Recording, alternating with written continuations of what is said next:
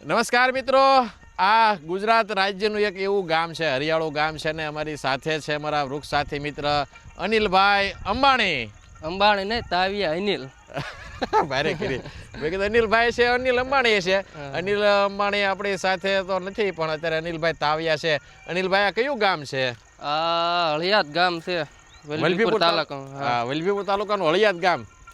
પણ આ વૃક્ષો તમે વાવ્યાને કેટલો સમય થયો? 1 વર્ષ થયું. હે? 1 વર્ષ.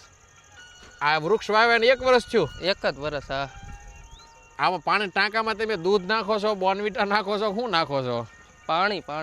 એકલું પાણી? એકલું પાણી. પણ તમે પાણીની ભેગું આમ જો મિત્રો, 1 વર્ષની અંદર આ વૃક્ષોનો થયેલો વિકાસ તો તમે જો. આ હળિયાદ ગામ આટલું બધું વૃક્ષો સાથે, વિકાસ સાથે, વૃદ્ધિ સાથે આ વૃક્ષો અડીખમ ઊભા છે. આ વિકાસનું કારણ શું એટલા બધા ઝાડ મોટા થવાનું? હળિયાદ ગામ એટલે હળિયાદ ગામ છે. બહુ સારું ગામ છે. બહુ સારું ગામ હળિયાદ. હે? હા, બહુ સારું ગામ. મજા આવે ને? બહુ મજા આવે. હળિયાદ ગામ ભલામણા આ ગામનો જોટો ન જડે દુનિયામાં.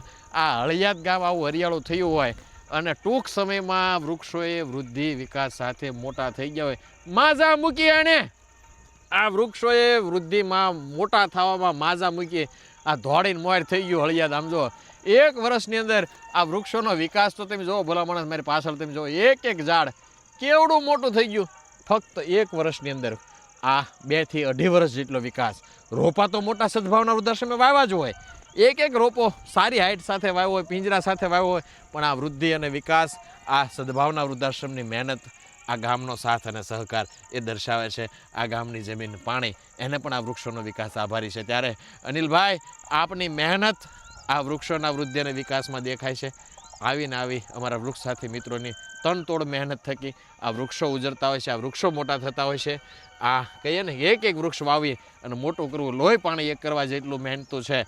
પણ એ મહેનત થકી અને આવા હજારો, લાખો, કરોડો બહુ વર્ષે વૃક્ષો આ સમગ્ર દેશની ધરતી ઉપર વવાય એવી જ અભ્યર્થના સાથે સદભાવના વૃદ્ધાશ્રમનો સમગ્ર ભારતભરમાં 150 કરોડ વૃક્ષો વાવવાનો સંકલ્પ. સદભાવના વૃદ્ધાશ્રમ, રાજકોટ.